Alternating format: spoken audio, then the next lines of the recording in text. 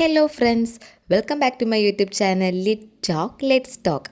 അപ്പോൾ നമ്മൾ ഇന്നിവിടെ ഡിസ്കസ് ചെയ്യാൻ പോകുന്നത് +1 ഇംഗ്ലീഷ് ടെക്സ്റ്റിലെ ഫസ്റ്റ് യൂണിറ്റിലെ ചാപ്റ്ററായ ഐ വിൽ ഫ്ലൈയിലെ കുറച്ച് ഇമ്പോർട്ടൻറ്റ് ക്വസ്റ്റ്യൻസ് ആണ്. ആദ്യമേ ഒരു കാര്യം പറയാം, ഒരിക്കലും നമ്മുടെ ഇംഗ്ലീഷ് എക്സാമിന് ക്വസ്റ്റ്യൻ ആൻസർ എന്ന് ഡയറക്റ്റായിട്ട് ചോദിക്കാറേ ഇല്ല.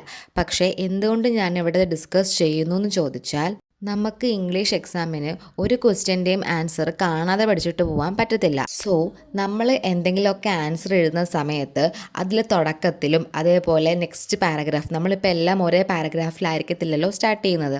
കുറച്ച് പാരഗ്രാഫ് എഴുതി കഴിയുമ്പോൾ പിന്നെ അടുത്ത പാരഗ്രാഫായിട്ടായിരിക്കും എഴുതുന്നത്. അങ്ങനെ ഓരോ പാരഗ്രാഫിൻ്റെ സ്റ്റാർട്ടിങ്ങും അതേപോലെ നമ്മുടെ ആൻസർ ലാസ്റ്റ് ആകുന്ന ആ ഒരു ഭാഗവും പെട്ടെന്ന് ശ്രദ്ധിക്കപ്പെടുന്നവയാണ്. സോ അങ്ങനെയൊക്കെയുള്ള സ്ഥലങ്ങളിൽ നമ്മൾ ഇതുപോലത്തെ കുറച്ച് പോയിൻറ്റ്സ് ഓൾറെഡി മൈൻഡ് സെറ്റാക്കിക്കൊണ്ട് പോവുക. എന്നിട്ട് ആ സെൻറ്റൻസ് ഒക്കെ എഴുതി വെക്കുക.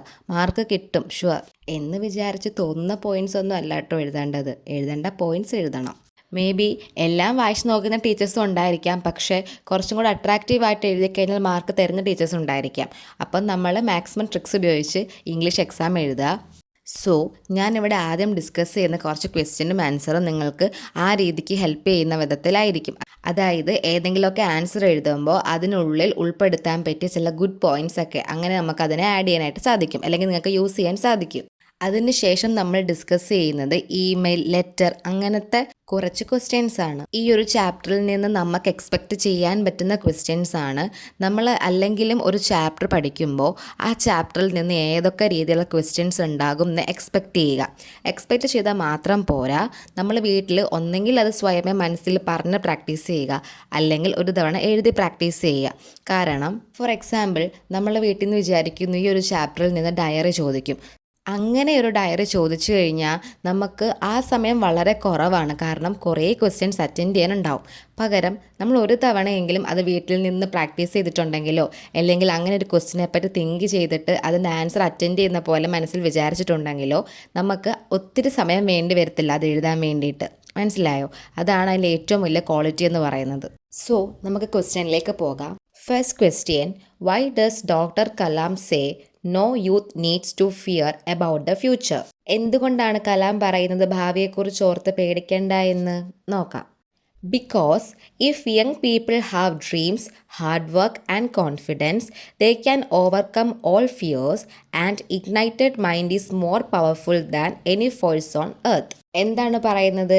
യങ് പീപ്പിളിന് സ്വപ്നങ്ങളും ഹാർഡ് വർക്കും കോൺഫിഡൻസും ഉണ്ടെങ്കിൽ അവർക്ക് എന്ത് ചെയ്യാം?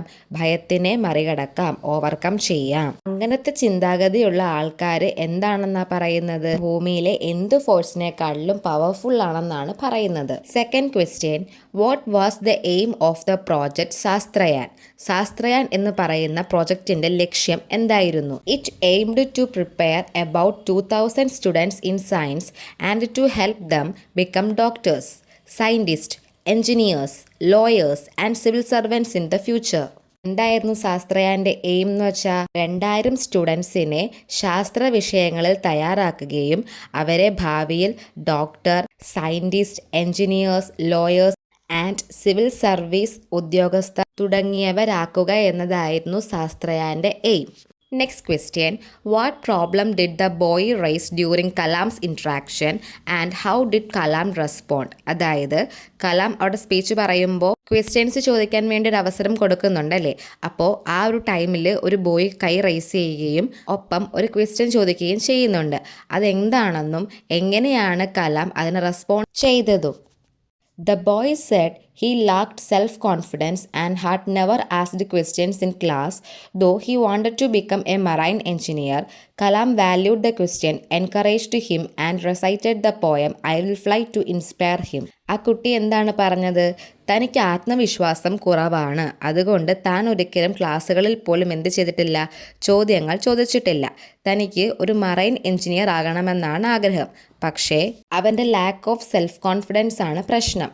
ഇതിന് കലാം എങ്ങനെ റെസ്പോണ്ട് ചെയ്തത്? അവൻ്റെ ആ ഒരു ക്വസ്റ്റ്യനെ വിലമതിക്കുകയും ഒപ്പം അവനെ എൻകറേജ് ചെയ്യുകയും ചെയ്തു. എന്തിലൂടെയാണ്? ഐ വിൽ ഫ്ലൈ എന്ന കവിതയിലൂടെ അവനെ എന്ത് ചെയ്തു? എൻകറേജ് ചെയ്തു. ഇവിടെ എന്തുകൊണ്ടാണ് നമ്മുടെ ഈ സ്പീച്ചിന് ഐ വിൽ ഫ്ലൈ എന്ന ടൈറ്റിൽ അനുയോജ്യമെന്ന് ചോദിച്ചാലും നമുക്ക് ഇതേ ഉത്തരത്തെ പറ്റി എഴുതാം. Next question, what does Kalam mean by saying be unique? അതായത് ബി യുണീക്ക് എന്ന് കലാം പറയുന്നതിലൂടെ ഉദ്ദേശിക്കുന്നത് എന്താണ്? He means every youth must discover his or her own potential and not just follow others. Each person should be different and original. Be unique കൊണ്ട് എന്താണ് ഇവിടെ ഉദ്ദേശിക്കുന്നത്? എല്ലാ ആൾക്കാരും അവരുടെ കഴിവുകളാൽ വ്യത്യസ്തരാണ്. ഓരോ ആൾക്കാർക്കും ഓരോ കഴിവുകളുണ്ട്. അത് തിരിച്ചറിഞ്ഞ് മറ്റുള്ളവരെ ഫോളോ ചെയ്യാതെ ആ കഴിവിനെ വളർത്തിയെടുക്കുക. മറ്റുള്ളവരെ അനുകരിച്ച് ജീവിക്കാതെ, അവരെ ഫോളോ ചെയ്യാതെ സ്വന്തം കഴിവ് കണ്ടെത്തി അതിൽ മികവേറുക, യുണീക്കായിട്ടിരിക്കുക. Next question, explain the meaning of the line I am born with wings. എന്താണ് അതിനർത്ഥം? It means every human is born with abilities, dreams and confidence to rise high. We are not made to crawl, we are made to fly towards success. എന്താ പറയുന്നത്? ഓരോ മനുഷ്യരും ഭൂമിയിൽ ജനിക്കുന്നത് അവരവരുടേതായ കഴിവുകളോടുകൂടിയും സ്വപ്നങ്ങളോടുകൂടിയും ആത്മവിശ്വാസങ്ങളുമൊക്കെ ആയിട്ടാണ്. അതുകൊണ്ട് നമ്മൾ എവിടെയും സ്റ്റക്കാവാതെ കണ്ട് എന്ത് ചെയ്യുക? ഉയരങ്ങളിലേക്ക് നമ്മുടെ കഴിവ് മനസ്സിലാക്കി സക്സസ്സിലേക്ക് പറന്നുയരുക.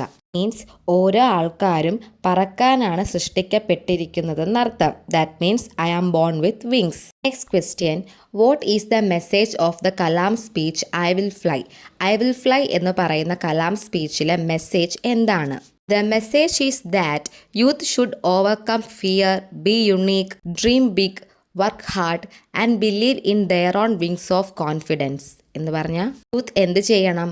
ഫിയറിനെ മറികടക്കണം, ഓവർകം ചെയ്യണം, യുണീക്കായിട്ടിരിക്കണം, വലിയ രീതിയിൽ സ്വപ്നം കാണണം, ഹാർഡ് വർക്ക് കഠിനാധ്വാനം ചെയ്യണം, അതേപോലെ ആത്മവിശ്വാസത്തിൻ്റെ ചിറകുകളിൽ വിശ്വസിക്കുകയും വേണം എന്നതാണ്. അത്യാവശ്യം ഈ ഒരു ചാപ്റ്ററിലെ ചില ഇമ്പോർട്ടൻറ്റ് പോയിൻറ്റ്സ് വരുന്ന കുറച്ച് ക്വസ്റ്റ്യൻസും ആൻസറും നമ്മളിവിടെ ഡിസ്കസ് ചെയ്തിട്ടുണ്ട്. അടുത്തത് നമ്മൾ ഡിസ്കസ് ചെയ്യാൻ പോകുന്നത് ലെറ്റർ, ഇമെയിൽ തുടങ്ങിയ അങ്ങനത്തെ ചില ക്വസ്റ്റ്യൻസ് ഏതൊക്കെ ഈ ഒരു ചാപ്റ്ററിൽ നിന്ന് എക്സ്പെക്റ്റ് ചെയ്യാൻ പറ്റും എന്നുള്ളതാണ്. എക്സ്പെക്റ്റ് ചെയ്യാൻ കഴിയുന്ന ചില ക്വസ്റ്റ്യൻസ് പറയാം. ഒരു ലെറ്റർ റൈറ്റിംഗ് ചോദിക്കുക. Write a letter to your younger brother or friend advising him to be confident in studies based on Kalam's message. ഇങ്ങനെ ഒരു ലെറ്റർ ചോദിച്ചു കഴിഞ്ഞാൽ നമുക്ക് എഴുതിക്കൂടെ?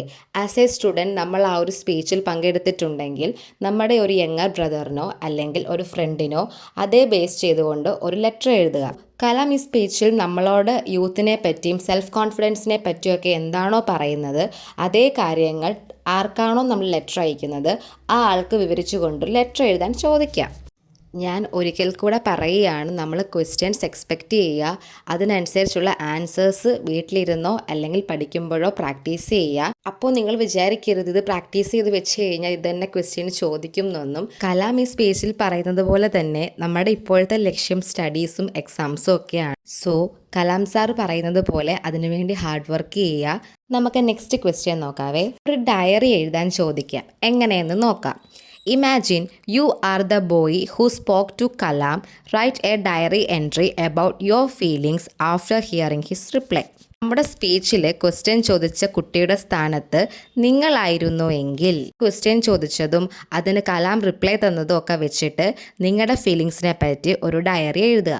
Next question, write a short review of the speech I will fly. I will fly എന്ന് പറയുന്ന സ്പീച്ചിൻ്റെ ഒരു short review എഴുതാൻ. അതെങ്ങനെ എഴുതാൻ പറ്റും? ആ ഒരു ചാപ്റ്ററിനെ പറ്റി ബ്രീഫായിട്ട് എല്ലാ കാര്യങ്ങളും ഉൾക്കൊള്ളിച്ചുകൊണ്ട് നമ്മൾ എഴുതുക. മീൻസ് ആ ഒരു ചാപ്റ്ററിൻ്റെ സ്റ്റാർട്ടിങ് മുതൽ അത് തീരുന്നിടം വരെയുള്ള കാര്യങ്ങൾ. ഇതൊക്കെയാണ് ഒരുവിധം എക്സ്പെക്റ്റ് ചെയ്യാൻ പറ്റുന്ന ക്വസ്റ്റ്യൻസ് ഈ ഒരു ചാപ്റ്ററിൽ നിന്ന്. സോ ഈ ക്വസ്റ്റ്യൻസ് ഒക്കെ ചോദിക്കുമായിരിക്കാം. സോ അതിന് വേണ്ടിയിട്ട് എന്ത് ചെയ്യുക? പ്രിപ്പയർ ചെയ്യുക, ഹാർഡ് വർക്ക് ചെയ്യുക. പിന്നെ ഒരു കാര്യം കൂടെ പറഞ്ഞോട്ടെ, ഗ്രാമർ മിസ്റ്റേക്ക്, സ്പെല്ലിംഗ് മിസ്റ്റേക്ക്, നമ്മൾ എത്ര വലിയ എസ്സേ എഴുതി വെച്ചാലും നമ്മുടെ മാർക്ക് കളയുന്ന മെയിൻ വില്ലന്മാരാണ് ഇവർ രണ്ടുപേരും. സോ അതും ശ്രദ്ധിക്കുക. നമ്മളിവിടെ ഡിസ്കസ് ചെയ്ത ഈ ക്വസ്റ്റ്യനും ആൻസറും ഒക്കെ നിങ്ങൾക്ക് യൂസ്ഫുൾ ആകട്ടെ എന്ന് പ്രാർത്ഥിക്കുന്നു. എന്തെങ്കിലും ഡൗട്ട് ഉണ്ടെങ്കിൽ കമൻറ്റ് ബോക്സിൽ ചോദിക്കുക. എൻ്റെ ക്ലാസ് ഒക്കെ നിങ്ങൾക്ക് യൂസ്ഫുൾ ആണെങ്കിൽ, ഇഷ്ടപ്പെട്ടെങ്കിൽ സബ്സ്ക്രൈബ് ചെയ്യുക, സപ്പോർട്ട് ചെയ്യുക, ഷെയർ ചെയ്യുക. നെക്സ്റ്റ് ചാപ്റ്ററിലെ ക്വസ്റ്റ്യൻസ് നമ്മൾ ഉടനെ അപ്ലോഡ് ചെയ്യുന്നതായിരിക്കും. So thank you.